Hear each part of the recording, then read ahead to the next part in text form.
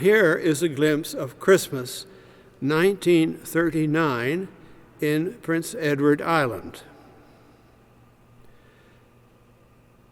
Morel, Prince Edward Island. Perhaps the greatest difference between Christmas today and Christmas them times is that in them times, people were poor. Back then, everyone was poor, or almost everyone. Yet somehow that scarcity of money was something that made it possible to receive very great pleasure from simple, inexpensive things. For example, for many children back then, an orange was a Christmas miracle, a perfect golden ball of legend and fairy tale which appeared as if by magic on December 25th. In fact, the orange was a kind of incarnation of Christmas itself. For many islanders, the most vivid memory of that blessed time is the memory of an orange stuffed in the toe of their stocking, even if it was to be shared with another child. For children who daily ate oatmeal porridge for breakfast, molasses on bread in their school lunch, fried potatoes every evening for supper, and turnip scrapings for a special snack, for those children, an orange was a marvel, something almost too exotic to be eaten.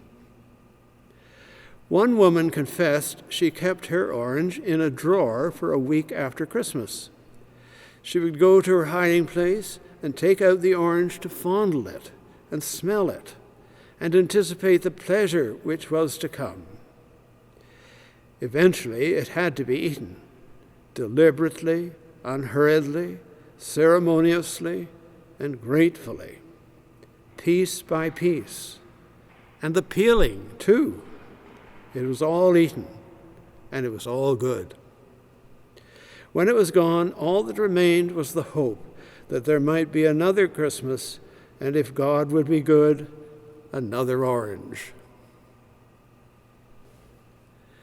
And now this contemporary scene from a more modern Christmas event. A couple were Christmas shopping. The shopping center was packed. And as the wife walked through one of the malls, she was surprised when she looked around to find her husband was nowhere to be seen. She was quite upset because they had a lot to do. So she called him on her mobile phone to ask him where he was. In a quiet voice, he said, "Do you remember the jewelers we went to about 5 years ago when you fell in love with that diamond necklace that we couldn't afford? And I told you I would get it for you one day." The wife choked up and started to cry and said, "Yes, I do remember that shop."